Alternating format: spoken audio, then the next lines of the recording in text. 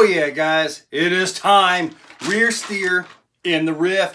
Now, this is the Vitavon mirrored rear axle. It's mirrored so it keeps all the driveline in line.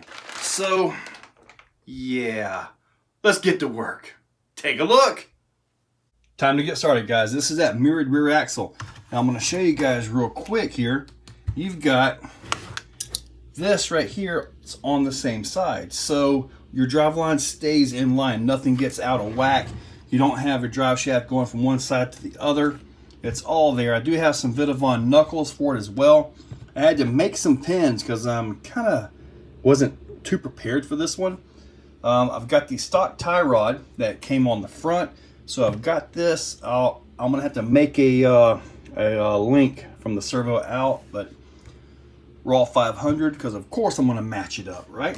So pretty much this should be a straightforward process. You know, just simply take the back end loose, bolt this up, put the old stuff back in it, and we should be ready to go. Let's get this project started because I want some four-wheel steer. Getting the axle out was a piece of cake. I mean, really. The hardest part is going to be when I got to take everything back apart and actually put the servo wire and all that, get all that set up, which we'll get into that a little bit later on. But if you're looking at putting rear steer on your Ryft, then I've got to assume that you're confident enough to go ahead and, you know, start taking stuff in and out and get all that done. So as far as the axle assembly and all that goes, I'm just simply going to get the job done, put that back under the Ryft, and then we're going to pull the body off, and then I'll get into the radio and all that wonderful stuff. So you should see this in the vehicle in 3, 2, 1.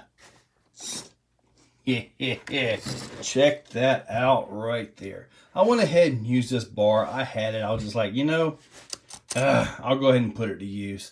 Now, as far as the top bar right here, I had to kind of dig through my stuff, and I found that and made that work. I haven't got this tightened up yet. I haven't got a bolt in it. I haven't got everything centered up yet because, well, here it is. So now I get to basically drop everything out from under the chassis so I can get to the receiver, so I can actually get the radio in, get things centered up, and all that. While I've got everything apart, I want to show you guys something that's real important in the setup that I do on rear steer vehicles. Look at the bolt. See where that's at? It's all the way up on the horn. The reason for this, is the back end has to sustain alignment correctly. If it does not sustain alignment correctly, you'll end up in a spin out situation because the entire chassis is going to go shift to one side or the other. You'll have major handling issues, and you're just not going to be happy at all. Plus, in my experience, especially with a vehicle like this, including most of my monster trucks that are four-wheel steer and all that, you just don't need as much travel or much steering throw in the back as you do the front. So, you see all this right here. Notice the bottom of the horn, and I'll show you the front of this as well. The bottom of the horn travels a lot further, right? Well, guess what? The servo is stronger, got more torque but less speed at this position right here. So that will hold your steering more stable in the back end, and in my opinion, makes the vehicle run better. So when you hit this, say you get a wheelie or something like that, and you hit right here, it's a hard hit, right? Bang, bang. Well, guess what? Now you have less mechanical advantage over the gears in the servo, so therefore the servo is actually stronger by ratio, I'm assuming that's the proper term, as over this. If you have this down here, you hit the same spot, you're more likely to strip the horn or kill the gears. I have bent and broken horns on the Raw 500 in several trucks, but never actually the gears. So the Raw 500, you're going to pay a premium for it, but it is a premium servo. I'm going to show you the front now. This is the front. It is all the way out because I want the most speed and responsiveness I can get out of the front end on the steering. The back, not really so much. I mean, it all turns, but with this out here, you get more speed at the wheel. And the Raw 500 is plenty strong enough, plenty fast enough to get this job done. So that's why I use it in so many of my vehicles. Now, driving with four-wheel steer, you got to drive a little bit differently. Maybe a little bit like that. Yeah.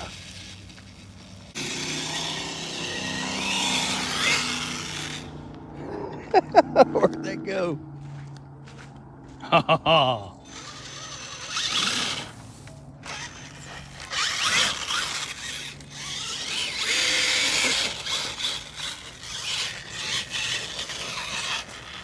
Put this into second gear. Now, when you're over here trying to get four-wheel steer, or when you're trying to steer up,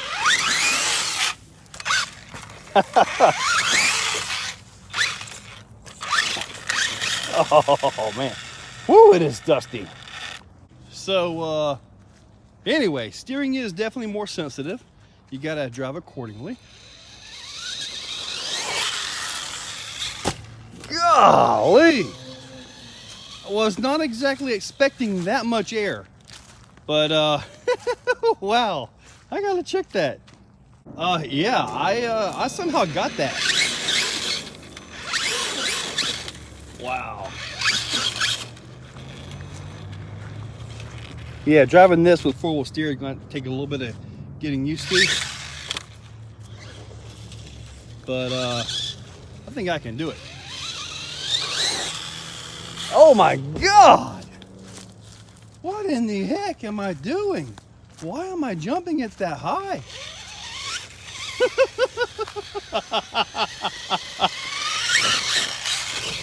Oh my God! Woo! When you jump high like that, you really got to try to land it right, because, well, you can really mess things up.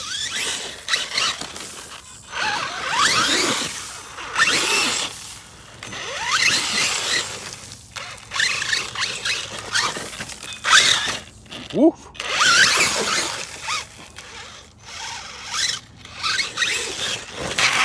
Wow. So dusty around here. I think I'm getting the black lung pop. If you know that movie, comment down below. Oh my gosh.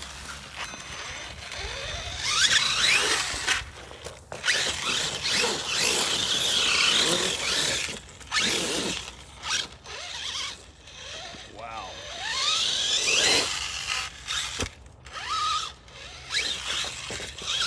This is a serious jump I put together. I mean, that's straight out, so I guess it's about 5 foot up.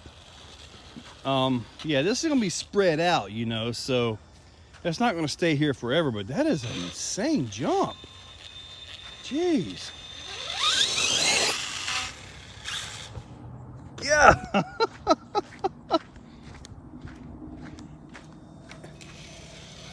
This thing is tough. It is tough.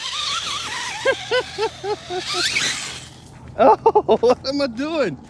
Oh no. I guess I gotta go get it.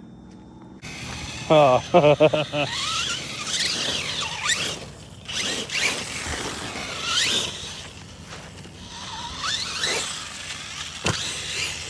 Ah, I got a little wheelie there. Did you see that?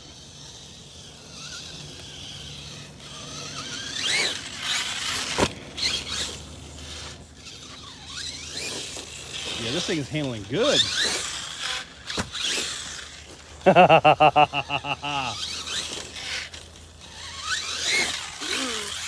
Ooh.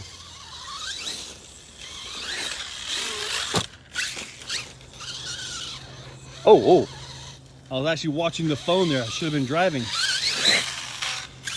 Is it crazy that a lot of times I'm not watching the phone while I'm recording?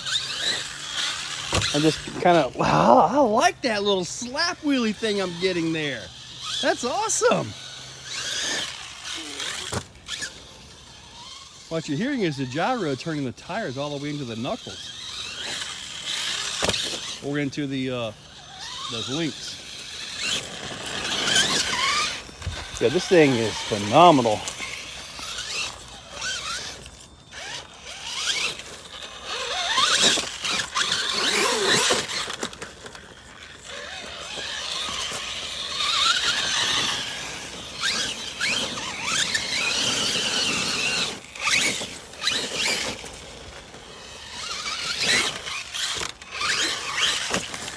This is a good rip.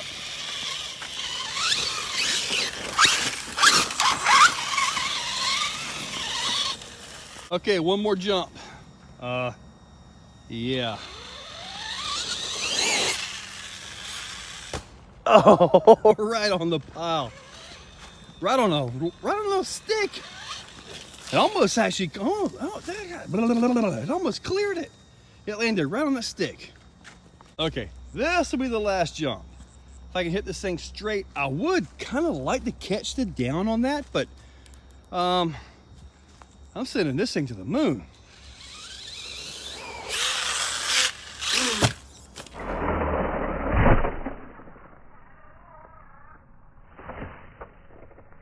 Wow, I overshot it. Wow.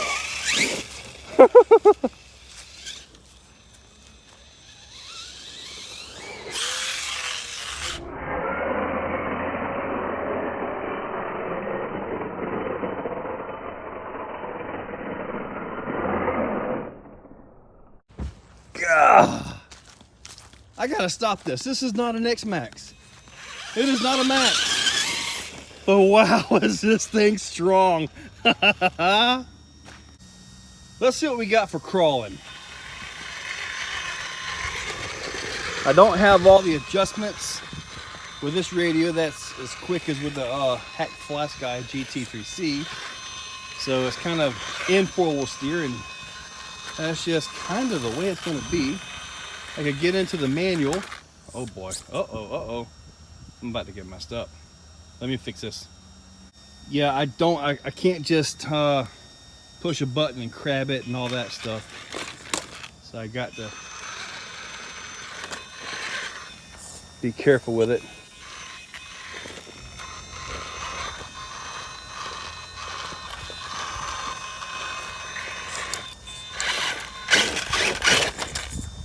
Oh.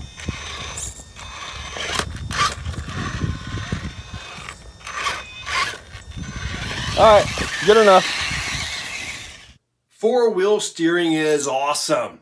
So, I did, like I showed you when I was in the crawl and running the GT5 on it, because it's got the gyro on the front, the rear. Now, if I was making this into a crawler per se, if I was using these axles in a crawler, four-wheel steer and all that, I would use the Hack FlySky, just because I can get all the four-wheel steer features. Front steer only, rear steer only, four-wheel steer, crab steer, all right there. I don't even have to look at the radio. With the GT5, you got to go into the menu and change it and select it. So it's kind of cumbersome as far as figuring that out. But overall, the thing did great. And the air, oh my God. The only reason this thing survived that was because I was lucky enough to land it almost flat every time. If I would have landed one corner down, and I don't think it would have mattered which corner, front or back, something would have had to give. And probably would have been the front links, or possibly would have blew the rear links, or actually broke the belly. I have seen a few broken bellies, or skids. I have seen a few broken skids on Facebook. So they are known to break now. But anyway, everything else held up great. Massive air, massive backflip. No complaints at all. Four-wheel steer is awesome because I love ripping those donuts. But anyway, guys, in that description I will put links for all this stuff. Whole bunch of stuff on this, is it still a Ryft? Vitavon. It's all down below. Make sure you guys use those links. They are affiliate links. So guys, check that description. Use those links. Make sure you're subscribed. And thank you all for watching.